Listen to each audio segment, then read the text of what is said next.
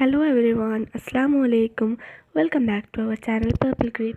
പിന്നെ നമ്മൾ ചെയ്യാൻ പോകുന്നത് ചിക്കൻ വെച്ചിട്ടുള്ള ഒരു കുറുമ റെസിപ്പിയാണ്. അപ്പോൾ ഒത്തിരി ചേരുവകളൊന്നുമില്ലാതെ വളരെ കുറവ് ചേരുവകൾ മാത്രം ഉപയോഗിച്ച് അതുപോലെ തന്നെ കുറവ് സമയത്തിൽ നമുക്ക് തയ്യാറാക്കിയെടുക്കാൻ പറ്റുന്ന ഒരു റെസിപ്പി കൂടിയാണിത്. അപ്പോൾ റെസ്റ്റോറൻറ്റ് സ്റ്റൈലിൽ തന്നെ അതേ ടേസ്റ്റിൽ നമുക്ക് തയ്യാറാക്കിയെടുക്കാൻ പറ്റും. അപ്പോൾ അതിന് മുമ്പായിട്ട് എൻ്റെ ചാനൽ സബ്സ്ക്രൈബ് ചെയ്യാത്തവർ ഒന്ന് സബ്സ്ക്രൈബ് ചെയ്തേക്കണേ. അതിനായിട്ട് താഴത്തുള്ള സബ്സ്ക്രൈബ് ബട്ടൺ ഒന്ന് ക്ലിക്ക് ചെയ്ത് വെക്കുക. അതോടൊപ്പം ആ ബെല്ലൈക്കൺ ഒന്ന് ഓൾ എന്ന ഓപ്ഷൻ കൂടി എനാബിൾ ചെയ്ത് വെക്കുക. അതുകൂടാണ്ട് വീഡിയോ ഇഷ്ടപ്പെട്ട ലൈക്ക് ചെയ്യാനും ഷെയർ ചെയ്യാനും മറക്കരുത്. അപ്പോൾ ഇതിനായിട്ട് ഞാനിവിടെ 1/2 കിലോ ചിക്കനാണ് എടുത്തിട്ടുള്ളത്. അത് നമുക്കൊരു പാനിലോട്ടിട്ട് ഒന്ന് വേവിച്ചെടുക്കണം. അതിനായിട്ട് ഞാൻ ഒരു പാൻ ചൂടാക്കിയിട്ട് അതിലോട്ട് ചിക്കൻ ഇട്ട് കൊടുത്തിട്ടുണ്ട്. ഇനി അതിലേക്ക് നമുക്ക് ആവശ്യത്തിനുള്ള ഉപ്പ് കൂടി ചേർത്ത് കൊടുക്കാം. പിന്നെ വേണ്ടത് 1 ടീസ്പൂണോളം കുരുമുളക് പൊടിയാണ്. വൈറ്റ് പെപ്പർ ഉണ്ടെങ്കിൽ അതായിരിക്കും ബെറ്റർ. ഞാനിവിടെ ബ്ലാക്ക് പെപ്പർ തന്നെയാണ് യൂസ് ചെയ്തിട്ടുള്ളത്. പിന്നെ 4-5 ഏലക്കായും 2 ചെറിയ കഷ്ണം പട്ടയുമാണ് ചേർത്ത് കൊടുത്തത്. പിന്നെ തേങ്ങയുടെ 2ാം പാലും കൂടി ചേർത്തോട്ട് ഇത് നന്നായിട്ടൊന്ന് നമുക്ക് വേവിച്ചെടുക്കാം. ചിക്കൻ ഒന്ന് വെന്ത് വരുമ്പോഴേക്കും നമുക്കിവിടെ വേറൊരു പാൻ ചൂടാക്കാൻ വെച്ചിട്ടുണ്ട്. ഇനി അതിലേക്ക് 1-2 ടേബിൾ സ്പൂൺ ഓയിൽ ഒഴിച്ച് കൊടുക്കാം. അതിനുശേഷം ഞാനിവിടെ 2 മീഡിയം സൈസ് സവാളയാണ് അരിഞ്ഞതെടുത്തിട്ടുള്ളത്. അതിട്ട് കൊടുത്ത് നമുക്ക് നന്നായിട്ടൊന്ന് വഴറ്റിയെടുക്കണം. അപ്പോൾ ആവശ്യത്തിനുള്ള ഉപ്പും കൂടി ചേർത്ത് കൊടുത്ത് നമുക്കിത് നന്നായിട്ടൊന്ന് വഴറ്റിയെടുക്കാം. ജസ്റ്റ് ഒന്ന് ഇത് വഴറ്റി വരുമ്പോഴേക്കും ഇതിലേക്ക് 1 table spoon ginger garlic paste കൂടി ആഡ് ചെയ്ത് കൊടുക്കുന്നുണ്ട്.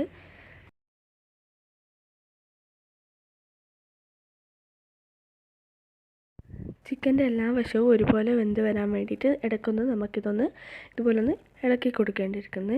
അപ്പോൾ ഇടയ്ക്ക് നമ്മൾ ഇതൊന്ന് ഇങ്ങനെ ഇളക്കി കൊടുത്താൽ മാത്രമേ അതിൻ്റെ എല്ലാ വശവും ഒരുപോലെ ഒന്ന് വെന്ത് വരുള്ളൂ. അപ്പോൾ അതിന് ശേഷം നമുക്ക് ഇതിൽ സവാളയിലേക്ക് ആവശ്യത്തിനുള്ള പച്ചമുളക് കൂടി ആഡ് ചെയ്ത് കൊടുത്ത് ഒന്ന് നന്നായിട്ട് മിക്സ് ചെയ്തെടുക്കാം. അപ്പോൾ പച്ചമുളക് നിങ്ങളുടെ എരിവിനനുസരിച്ച് നമുക്ക് ആഡ് ചെയ്ത് കൊടുക്കാം. അപ്പോൾ നന്നായിട്ട് ഇതൊന്ന് വഴറ്റി വന്നു കഴിഞ്ഞാൽ ഇതൊരു മിക്സിയുടെ ജാറിലിട്ട് പേസ്റ്റ് ആക്കണം. അതോടൊപ്പം തന്നെ കുതിർത്ത് വെച്ച 6 അണ്ടിപ്പരിപ്പും കൂടി ഇട്ട് കൊടുത്ത് ഒന്ന് നമുക്ക് നന്നായിട്ട് ഇതൊന്ന് പേസ്റ്റ് ചെയ്തെടുക്കാം. അപ്പോൾ ഈ പേസ്റ്റ് നമുക്ക് ഈ വെന്ത് വന്ന ചിക്കനിലോട്ട് ഇട്ട് കൊടുക്കാം. അതോടൊപ്പം തന്നെ 2ാം പാല് ഈ മിക്സിയിൽ ഒന്നുകൂടി ഒന്ന് മിക്സ് ചെയ്തിട്ട് അതുകൂടി ഒഴിച്ചു കൊടുക്കാം. 2ാം പാലില്ലെങ്കിൽ നിങ്ങൾക്ക് ഇതിന് പകരമായിട്ട് വെള്ളം ചേർത്ത് കൊടുക്കാവുന്നതാണ്. ഇനി നമുക്ക് ഇതൊന്ന് നന്നായിട്ട് മിക്സ് ചെയ്ത് യോജിപ്പിച്ചെടുക്കാം. അപ്പോൾ അതിന് ശേഷം ഇതിലേക്ക് 1 ടീസ്പൂണ് കൂടി കുരുമുളക് പൊടി ചേർത്ത് കൊടുക്കുന്നുണ്ട്. അപ്പോൾ ഇത് ലാസ്റ്റ് നമ്മൾ കുരുമുളക് പൊടി ചേർത്ത് അതിൻ്റെ ഒപ്പം ചേർത്ത് കൊടുത്താലും മതിയാവും കേട്ടോ. അപ്പോൾ ഇതൊന്ന് മിക്സ് ചെയ്ത ശേഷം നമുക്കിതിലേക്ക് 1/2 കപ്പ് 1ാം പാൽ കൂടി ചേർത്ത് കൊടുക്കാം.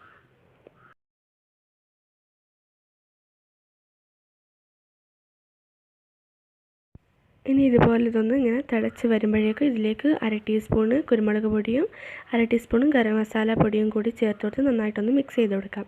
അപ്പോൾ ഈ സമയത്ത് തന്നെ നേരത്തെ ചേർത്ത കുരുമുളക് പൊടി കൂടി ചേർത്ത് കൊടുക്കുന്നതിൽ കുഴപ്പമില്ല. എല്ലാം കൂടി ഒന്നിച്ച് ഈ ഒരു ടൈം ചേർത്ത് കൊടുത്താലും മതിയാവും. അപ്പോൾ അതിന് ശേഷം ഞാനിതിലേക്ക് 1 തക്കാളി മുഴുവനായിട്ട് ചേർത്ത് കൊടുക്കുന്നുണ്ട്. അപ്പോൾ തക്കാളി നന്നായി ഇങ്ങനെ ഉടഞ്ഞിതാവേണ്ട ആവശ്യമില്ല. അപ്പോൾ എന്നാൽ കൂടി ഒന്ന് കടിക്കാൻ കിട്ടുന്നൊരു രീതിയിൽ മതിയാവും. അപ്പോൾ തക്കാളി ഞാൻ ഇതുപോലെ ഒരു വട്ടത്തിൽ ഭംഗിക്ക് വേണ്ടിയിട്ട് മുറിച്ചതാണ്. നിങ്ങൾക്ക് സാധാരണ രീതിയിൽ മുറിച്ചിട്ടിടാവുന്നതാണ്. അപ്പോൾ അതോടൊപ്പം തന്നെ കുറച്ച് മല്ലിച്ചപ്പും അതുപോലെ തന്നെ വളരെ കുറവ് പുതിനയിലും കൂടി ചേർത്തോട്ട് ഒന്നിങ്ങനെ മിക്സ് ചെയ്ത് വെക്കാം. അധികം മിക്സ് ചെയ്ത് ഉടച്ചെടുക്കേണ്ട ആവശ്യമില്ല. അപ്പോൾ നമ്മളിതിപ്പോൾ ഇവിടെ വൈറ്റ് കുറുമ ഇവിടെ റെഡി ആയിട്ടുണ്ട്, ചിക്കൻ കുറുമ. അപ്പോൾ വളരെ ടേസ്റ്റി ആയിട്ടുള്ളൊരു റെസിപ്പിയാണിത്. ഞാനിപ്പോൾ നല്ല കട്ടിയിൽ തന്നെയാണ് ഇത് ചെയ്തെടുത്തിട്ടുള്ളത്. റെസ്റ്റോറൻറ്റിലൊക്കെ കിട്ടുന്ന പോലെ കുറച്ച് കട്ടിയിൽ തന്നെ ചെയ്തെടുത്തിട്ടുണ്ട്. നിങ്ങൾക്ക് അഥവാ ഇത് ലൂസായിട്ട് വേണമെന്നുണ്ടെങ്കിൽ നേരത്തെ ചേർത്ത തേങ്ങാപ്പാലിൻ്റെയോ അതിനു മുമ്പ് ചേർത്ത വെള്ളത്തിൻ്റെയോ അളവ് കൂട്ടിയെടുത്താൽ മതിയാവും.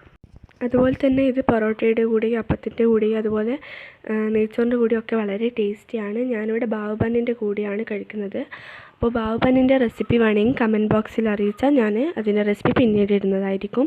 അപ്പോൾ വളരെ ടേസ്റ്റി ആയിട്ടുള്ളൊരു റെസിപ്പിയാണ്. അതും വളരെ പെട്ടെന്ന് കുറവ് ചേരുവകൾ മാത്രം ഉപയോഗിച്ച് നമുക്ക് ചെയ്തെടുക്കാൻ പറ്റുന്നതാണ്. അപ്പോൾ എല്ലാവരും ഇതൊന്ന് ട്രൈ ചെയ്യുക. റെസ്റ്റോറൻറ്റിൽ അതേ ടേസ്റ്റാണ്.